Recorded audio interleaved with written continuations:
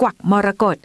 ต้นไม้ยอดนิยมที่หลายบ้านปลูกไว้เพื่อเสริมสิริมงคลและโชคลาภกันนะคะตามความเชื่อของผู้ที่นิยมเลี้ยงกวักมรกตเชื่อกันว่าจำนวนใบใน1 ก้านมีความหมายมากกว่าที่คิดค่ะโดยเฉพาะท่านนับแล้วได้19ใบ21ใบหรือ23ใบ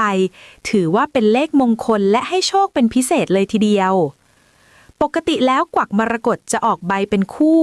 ดังนั้นการพบก้านที่มีจำนวนใบเป็นเลขคี่ยิ่งเป็นเลขสูงๆแบบนี้จึงถือว่าหา